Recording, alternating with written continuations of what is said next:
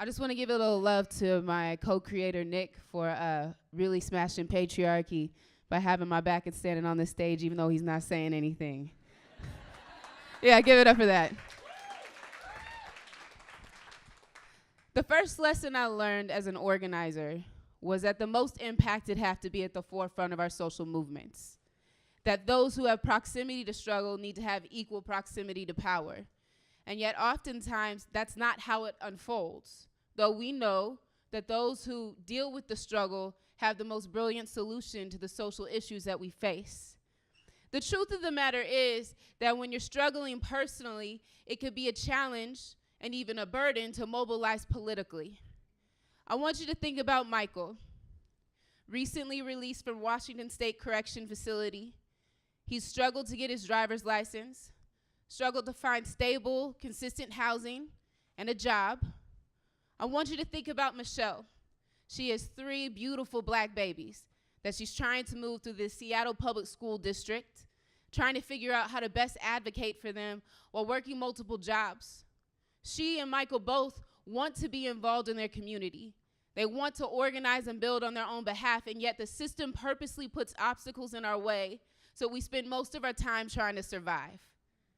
I want you to imagine that not far from them is a room full of attorneys, movement lawyers, who care about social justice, and if they knew Michael and Michelle would care about them too. And yet they're stuck in their office digging through data, trying to figure out what's the next issue they're going to tackle.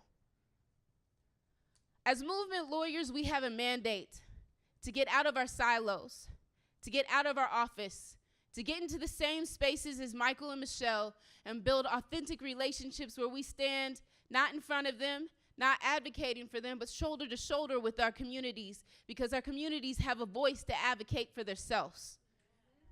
It is our job as those who get to stand close to power and oftentimes get put in the role of gatekeeper to figure out how we remove those barriers, how we become the best possible listeners to hear the solutions that the most impacted can bring to us all, because that will be our collective liberation. So how do we make that happen? In Seattle, we have moved to acknowledging that while lawyers can do lots of important work, we cannot meet all of the needs of the people who come to us. So we have moved to develop a project called Thrive. Thrive is a collaborative community effort where we bring together a room full of resources on a Saturday to limit the time and energy that families have to spend surviving to increase the amount of time that we can spend thriving. What does this look like? This looks like doctors, lawyers, farmers, cooks, employers, landlords, librarians, educators, all in the same building. So the things that families struggle to accomplish throughout the week, they can do all in one space. Now, this isn't just about meeting immediate needs. It's also about political education, because when you get people together and we start telling our stories and we start building authentic relationships, it becomes more than data. It becomes emergent strategy. So in this space, our goal is to bring together workshops. It's to bring together opportunities where we can talk about who's running for office and why we would or would not support them, where we can make those people come to us, where we can get people registered to vote, where we can mobilize in ways that honor our human dignity and the voice that we already have to speak on our own behalf.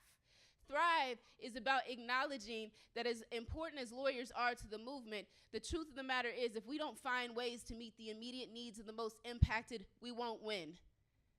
Because in the face of power and oppression, the one thing that will take that down is people power.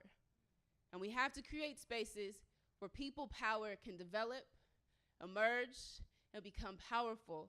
And for us, Thrive is how we move from struggling personally to thriving collectively, because liberation is about our collective. Are y'all ready to thrive?